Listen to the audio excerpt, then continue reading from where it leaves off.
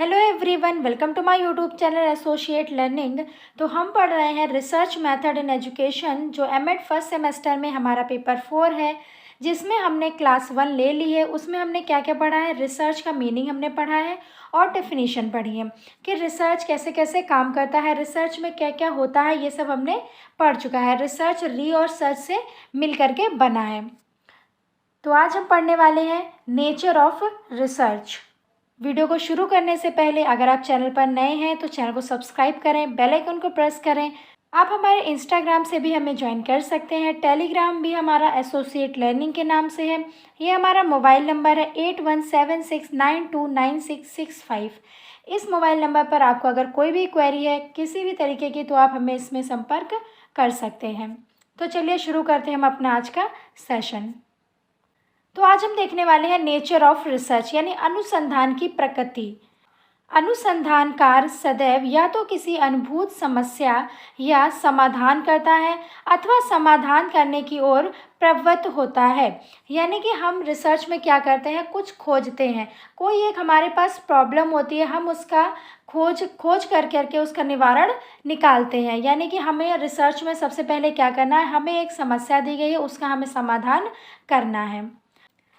अनुसंधान कार्य में दो या दो से अधिक चरों के बीच विद्यमान संबंध को ज्ञात करने का प्रयास किया जाता है। जो रिसर्च है, जो अनुसंधान है, उसमें क्या होता है, दो या दो से अधिक चर होते हैं जिसके बीच का संबंध हमको ज्ञात करना होता है, उसका हम प्रयास करते रहते हैं। अनुसंधान के परिणाम अवलोकित अनुभवों यानी ऑब्जर्व्ड एक्सपीरियंस अथवा अनुभविक प्रमाणों इम्पिरिकल एविडेंस पर आधारित होता है। जो हम ऑब्जर्व करते हैं, हम अपनी रिसर्च कर रहे हैं, जो जो चीज़ें हमने ऑब्जर्व की होती हैं वो सब चीज़ें हम अपने रिसर्च में लिखते हैं, उसको जोड़ते हैं और बाद में एक समाधान निकालते हैं। तो हम क्या करते हैं, ऑब्जर्वेशन करते हैं, हम इम्पिरिकल एविडेंस को इकट्ठा करते हैं। नेक्स्ट है अनुसंधान कार्य में परिमार्जित मापन यानी एक्यूरेट मेजरमेंट के द्वारा पद्धति प्राप्त करने की आवश्यकता होती है। हम रिसर्च में क्या करते हैं, एक्यूरेट हमें डाटा चाहिए होता है, एक्यूरेट हम मेजरमेंट करते हैं जिससे जो हमारा समाधान निकलेगा, यानी जो हमारा खोजपूर्ण जो हम खोज करके जो एक आउटपुट निकालेंगे वो हमारा एक्यूरेट आना चाहिए, यानी वो रिलायबल होना चाहिए, वो वैलिड होना चाहिए, वो हर जगह पर एप्लीकेबल होना चाहिए। नेक्स्ट है अनुसंधान कार्य में प्राथमिक स्रोतों यानी प्राइमरी सोर्स से नवीन पद्धतों न्यू डाटा का संकलन तथा विश्लेषण किया जाता है।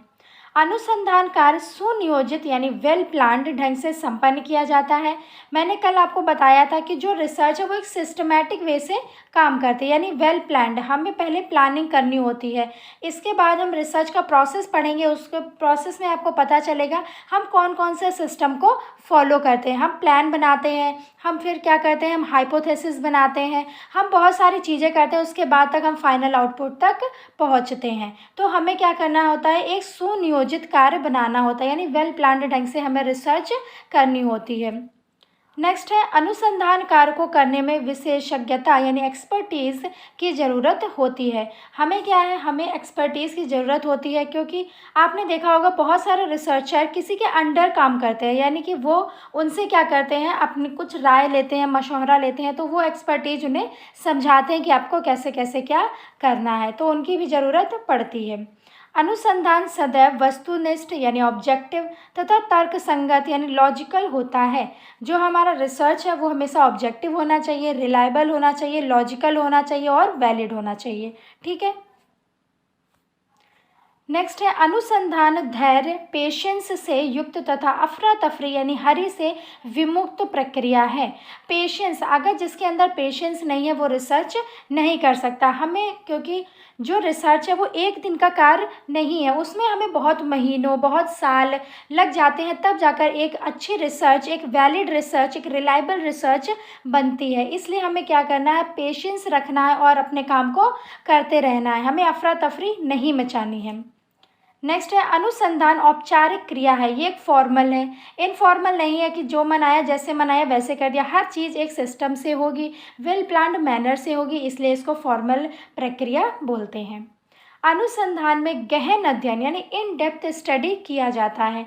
हम इन डेप्थ स्टडी करते हैं तभी हम किसी चीज़ को खोज सकते हैं। खोजने का मतलब ही होता है बार बार स्टडी करना। रिसर्च का मतलब है बार बार रिसर्च करना यानी बार बार खोजना। तो हम इन डेप्थ स्टडी करते हैं। किसी भी एक चीज़ में हम जब इन डेप्थ स्टडी करते हैं, उसके बारे में समझते हैं, जानते हैं, तब जाकर हम कुछ समाधान निकाल पाते हैं। अनुसंधान कार्य को सावधानी से लिखा तथा प्रस्तुत किया जाता है। जो अनुसंधान है, हमने कोई भी चीज़ ऑब्जर्व करी, हमने इन डेप्थ स्टडी करी, हमने सब कुछ किया और फिर हमने क्या किया, सावधानी से अगर उसको रिकॉर्ड नहीं किया तो वो हमारे लिए किसी भी काम की नहीं है। तो हमें हर चीज़ को रिकॉर्ड करना है वेल सिस्टमेटिक मैनर से और बिल्कुल ट्रू यानी कि ऑनेस्टी के साथ करना है। हमें किसी दूसरे के रिसर्च को अपने रिसर्च में नहीं छापना है। प्रेजेंट किया जाता है और उसको ऐसे वेल प्लान्ड मैनर से प्रेजेंट किया जाता है। अनुसंधान कार्य में कभी कभी साहस की आवश्यकता होती है, यानी हमें करेज भी दिखाना होता है। अनुसंधान कार्य की पुनरावृत्ति यानी रेप्लिकेशन की जाती है। रिसर्च हम क्या करते हैं, बार बार करते हैं। कोई आज रिसर्च हुई है, उसका कुछ और समाधान निकला है, उसी समाधान को लेकर के हम दूसरी रिसर्च करते हैं और उसमें कुछ नया खोजने की कोशिश करते हैं, यानी कि पुनरावृत्ति होती रहती है। ठीक है, तो ये हमारे क्या थे, नेचर ऑफ रिसर्च यानी अनुसंधान की जो प्रकृति है वो थी। तो कल हम देखेंगे इसका प्रोसेस और करैक्टरिस्टिक्स। तो आप लोग बने रहिए। अगर आपको वीडियो पसंद आई हो तो वीडियो को लाइक करें, शेयर करें और जितना हो सके अपना सपोर्ट बनाए रखें। देखिए, मैं छोटी छोटी वीडियो इसलिए ला रही हूँ कि अभी आज शुरुआत है, तो अभी हम लोग धीरे धीरे पढ़ेंगे। इसके बाद जैसे जैसे हमारा टाइम पास आता जाएगा हम वीडियो को लंबा कर देंगे या फिर हम मैराथन भी ला सकते हैं।